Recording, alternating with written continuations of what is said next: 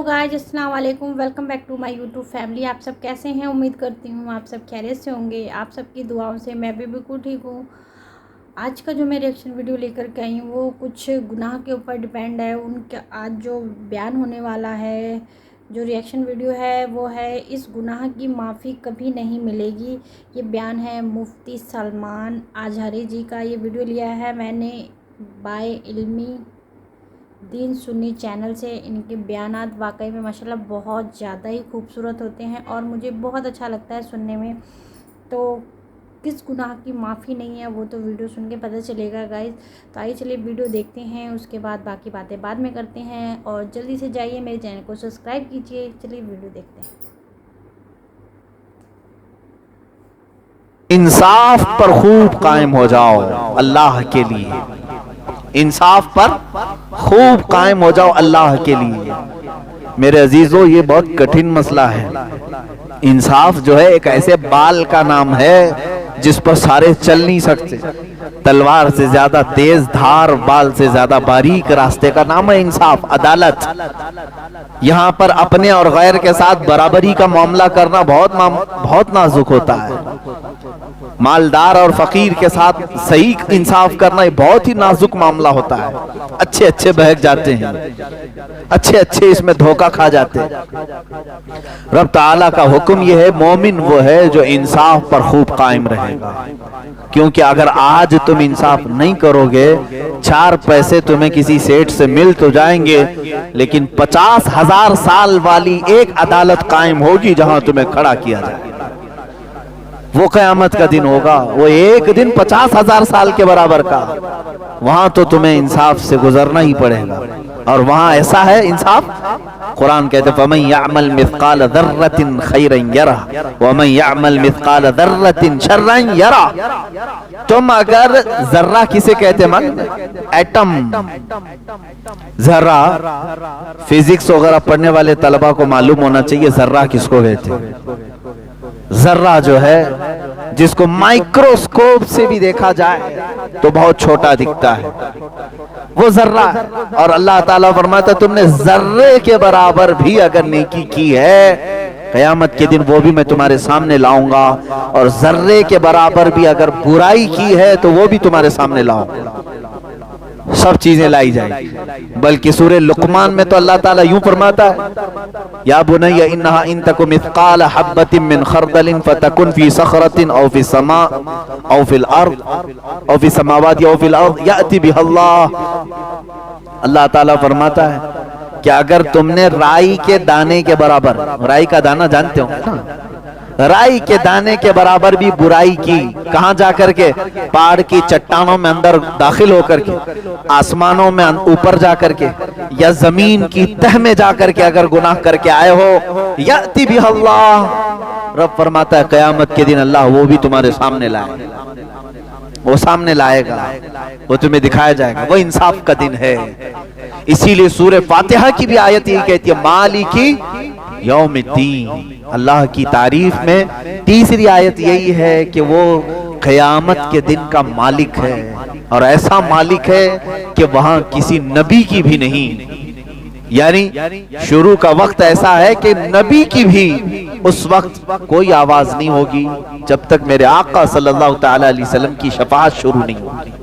वो क़यामत का दिन जब खुदाए क़हार गज़ब पर होगा और बंदों के सारे आमाल दफ्तर के दफ्तर लाए जा रहे होंगे। याद रखना, तुम अगर इंसाफ से हटोगे जिंदगी में ये सब चीजें लाई जाएंगी। आज किसी का माल हड़प करके बैठो, किसी का हक खा करके बैठो, कर्जे दबा करके बैठो, तो लोग समझते हैं कि कौन क्या कर लेगा हमारा। केस करना है, केस कर लो। हुकूमतें आती रहती, जाती रहती, बदलती रहती, कोर्ट में 25 साल चलेगा, क्या हो जाएगा हमारा। याद रखना, उस दिन वो सारा नशा निकल जाएगा जो क़यामत का दिन होगा। जो जिसका हक खाया है वो छोड़ा नहीं जाएगा। एक बात याद रख लें, हुकूकुल्लाह माफ तो किए जा सकते हैं, हुकूकुल इबाद बंदा जब तक नहीं माफ करता तब तक नहीं छोड़ा जाएगा। हुकूकुल्लाह क्या है? शराब पीते थे तुम, माज़अल्लाह, जुआ खेलते थे, ये जिना हो गया, اور بھی کئی گناہ ایسے ہیں جو حقوق اللہ ہے، تم نے توبہ کر لیا، یہ اللہ کی مرضی پر ہے، وہ چاہے تو قیامت کے دن کھولے گا بھی نہیں، چھپائے گا، معاف کر دے گا۔ لیکن ایک حقوق العباد ہے، فلاں کا پیسہ پکڑ کر کے رکھا ہے، فلاں کی جائیداد ہڑپ کر کے رکھا ہے، کسی کا کچھ لے کر کے رکھا ہے، یہ مت سمجھنا قیامت کے دن ارحم الراحمین سب معاف کرے گا۔ رب تعالی جہاں ارحم الراحمین ہے وہیں اللہ انصاف کو سب سے زیادہ قائم کرنے والا، قیامت کے دن انصاف قائم کیا جائے گا، اس مظلوم کو بلایا جائے گا، تیرا حق اس نے دنیا میں لیا تھا، وہ کہے گا ہاں مولا، کیا تو اسے معاف کرتا ہے؟ ارے وہ دن کون معاف کرے گا؟ وہ کہے گا نہیں مولا، مجھے اس کی نیکیاں چاہیے، دلائی جائیں گی پوری نیکیاں، اگر کم پڑے تو یہ مظلوم بندہ کہے گا میرے گناہ اٹھا کر کے اس پر ڈال دے، اللہ تعالیٰ فرمائے گا اس کے گناہ اٹھاؤ اور حق مارنے والے کے سر پر ڈالو۔ کچھ ایسے لوگ ہوں گے نمازی، حاجی، سب کچھ ہوں گے، لیکن حق مار کر کے آئے ہوں گے، نیکیاں سب بٹ چکی ہوں گی، دوسروں کے گناہ اٹھا چکے ہوں گے اور دوزخ میں جا رہے ہوں گے۔ دنیا میں نیکیاں کرتے تھے لیکن حقوق العباد میں گرفتار تھے۔ اسی لیے میرے عزیزو، انصاف کو پوری طور پر قائم رکھو۔ انصاف کا مطلب صرف یہ کورٹ کچہری کا انصاف نہیں، اپنی ذات کے ساتھ بھی انصاف کرو، اپنی اولاد کے ساتھ بھی، اپنے پڑوسیوں کے ساتھ بھی، معاملات سب کے ساتھ جو بھی آئیں گے انصاف قائم رکھو۔ مزدوروں کے ساتھ انصاف تمہارا الگ ہے، تمہاری بیویوں کے ساتھ تمہارا انصاف الگ ہے، ان کے ساتھ ظلم نہ ہونے پائے، تمہاری اولاد کے ساتھ انصاف الگ ہے، ہر چیز میں پکڑ ہو سکتی ہے۔ تم اپنی کمپنی چلا رہے ہو، مزدور میں کسی کی بھی ناحق تم نے تنخواہ کاٹ لی، کسی کو اس کی ڈیوٹی سے زیادہ کام لے لیا اور اس کو اس کی اجرت نہیں دی، اسی ایک نا انصافی کی وجہ سے قیامت میں تمہاری نیکیاں دینی پڑ جائیں گی۔ بیوی رکھا تھا اور اس کو کام کی مشین سمجھ کر کے سب کرواتا تھا، وہ ناراض تھی، اللہ نے جتنے حقوق اس کے بیان کیے وہ نہیں ادا کرتے تھے اور اس کے ساتھ زور زیادتی ہوتی تھی، تو یہ قیامت کے دن لایا جائے گا۔ ارے بیوی تو بیوی ہے، بیلوں کو جو مارے ہوں گے، جانوروں کو، ان کو بھی لایا جائے گا قیامت کے دن، وہ سینگ مار مار کر کے اپنا بدلہ لیں گے۔ ہاں یہ حدیث پاک میں ملتا ہے، جانوروں کو ناحق جس نے مارا ہے وہ بھی بدلہ دیا جائے گا۔ وہ اللہ جو قرآن میں کہتا ہے یحب المقسطین، وہ انصاف کرنے والوں کو پسند کرتا ہے، تو قیامت کے دن کیا انصاف چھوڑ دیا جائے گا؟ نہیں، حقوق العباد پورے لائے جائیں گے۔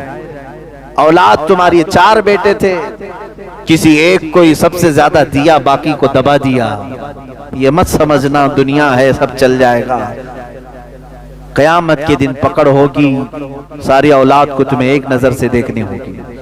کسی باپ کو یہ اختیار نہیں دیا شریعت نے کہ وہ اپنی کسی اولاد کو آگ کر دے، یعنی جائیداد نہیں دوں گا، اس کو لکھوا لیا، کیا آج سے تو میرا بیٹا نہیں ہے، تیری شکل نہیں دیکھوں گا، تو میری میت پر نہ، اپنے اولاد سے اس کو خارج کر دیا۔